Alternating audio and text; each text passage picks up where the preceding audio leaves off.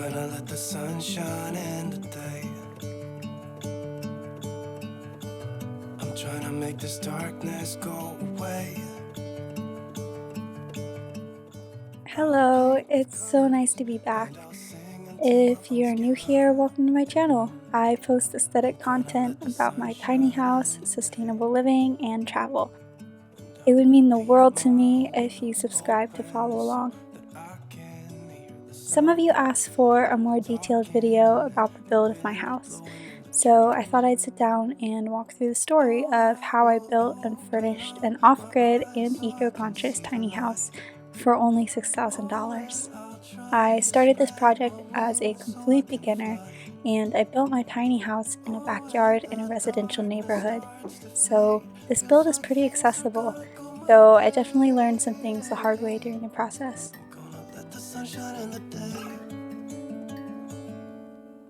If you like this content, please like and subscribe, and if you have any questions, I'd love to chat, so leave a comment below.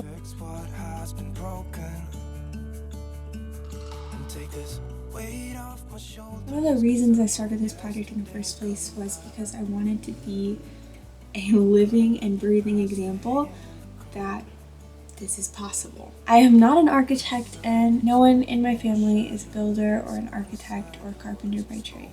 I had a couple of contractor friends, one friend who is an architect who were able to give me a couple of notes or let me borrow some tools throughout the process.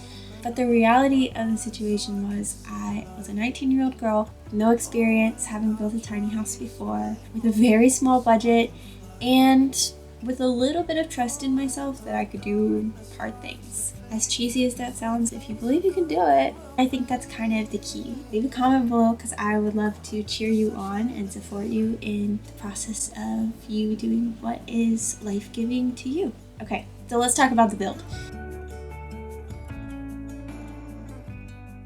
I talked in an earlier video about how the dream for building this tiny house came about in early 2021.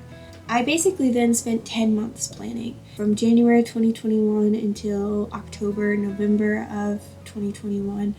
I watched a ton of YouTube videos, I researched a bunch, and I'll link some of those things below, the ones that were specifically helpful to me. I had never drawn out blueprints before, but actually they're back here on my wall.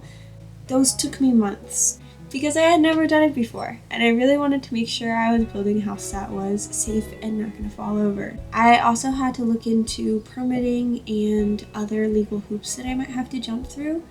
Fortunately, because I chose such a small floor plan, only 10 foot by 10 foot, didn't lay a concrete slab for the foundation, and was building an off-grid house, the city didn't have too many regulations about the build in general. I read through many pages of legal text before coming to the conclusion that to the city, my house was just a shed, and because of that, it could be built without too many restrictions. However, this is different depending on where you live. I would definitely check before you start a build.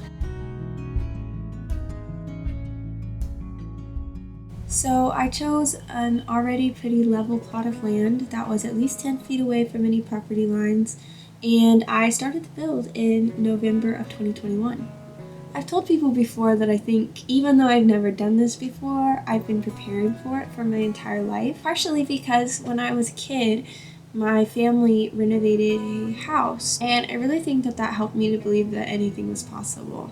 We had never renovated a house before, but as a kid, I remember smashing walls with a hammer and building little forts in the backyard with cement blocks and bricks that were left over from the building project. So I started where I started as a kid, with some cement blocks. I put 10 cement blocks, each one on top of a bed of pebbles, so that they wouldn't settle too much over time. I leveled all the blocks carefully and then began to build the floor frame on top of that. 4 pressure treated 4x4s in a square with 2x6 joists running the span of the house. We're attaching the house the first time.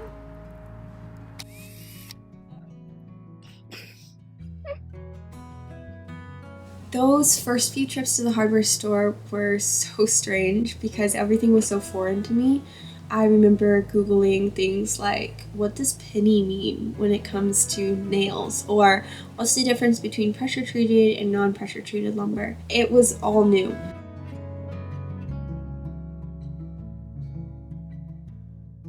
The other thing I was constantly researching was the toxicity of the building supplies that I was using. It kind of came as a shock to me just how many building supplies come with side effects or warnings that I just wished I didn't have to deal with.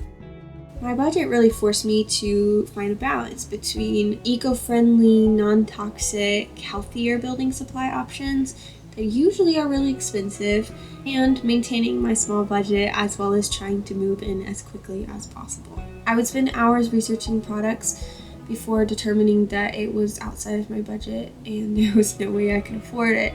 But I'll share some of the solutions that I came up with along the way. Windows and doors were my next big project after the foundation because I couldn't start framing the walls until I knew the measurements and the sizes of the openings for the windows and doors within the framing.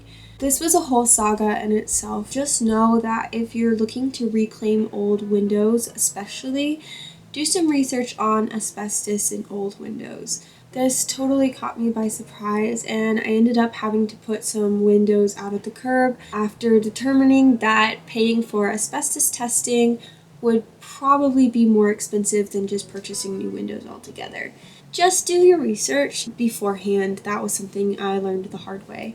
The decision that ended up working for me was driving about an hour to a building supply store and finding these really simple windows, basically just a pane of glass, no sliding mechanisms, which I just got creative with and made it work in my house. More European style windows that open up like a door, which actually works really well for me. So after I found those windows, it was time to move on to actually framing the house. After getting the windows and doors sorted out, I sketched out the framing because I wanted to make sure that I knew what cuts I needed to make and what the exact lengths would need to be for the different pieces of wood. So I used a ruler and kind of equated a foot to a centimeter on the ruler, and I sketched it out using that system. You just kind of have to use common sense and some time to figure it out, but it worked for me and I figured it out eventually. I will tell you though later, there is one thing that kind of covers a multitude of issues, so I'll let you in on that in a few minutes. Honestly, every time I started something new, it was scary. If I had to do angled cuts for the first time, or cut siding for the first time, or use a power sander, just every time I had to do something new, it was scary. And sometimes I would ask my siblings or one of my parents to come and just hang out and help me. They didn't know any better than I did, and honestly most of the time I knew what I needed to do, but having another person around just to be there through the process was somehow really reassuring and really comforting. My 3 siblings and I managed to carry the framed walls up to the foundation of the house and nail them into place with only a few minor arguments about who should stand where. It was really nice though to have that kind of bonding and connecting with my siblings, and they were super helpful and down to support me in my work. They were a huge help throughout the process. I did the 2 side walls first, and when we brought them up to the foundation, we kind of propped them with some 2x that I had laying around until I could manage to build the gable walls, which are the 2 end walls with the kind of triangle point at the top of them. Eventually, I also framed the gable walls, and before I put any of the framed walls onto the foundation, I also attached a T111 siding, which is kind of an all-in-one solution that I learned about from a fellow YouTuber, and I'll link their video below. While building this house, I was also working a part-time job and living with my family. It was actually pretty difficult for me to juggle my professional paid work and my house building work. Some people might look at building this house as a hobby, but the reality was it was really hard work for me, mentally, emotionally, and physically. While working on this house, I was suffering from a pretty severe depression. Making all the decisions that go into building a home felt exponentially more difficult because of my mental health in that season of the build. I might talk more in detail about that later, but building the house really did feel like a job to me because of how much effort and how much work it took me to even just get out of bed and go take the next step with this building project. So much else happened to get the house from framing to the home that I'm sitting in today, but I will post a part 2 to this video to share the second half of the project. If you can't wait, check out my Instagram. I documented the whole project there. I'll link my Instagram below.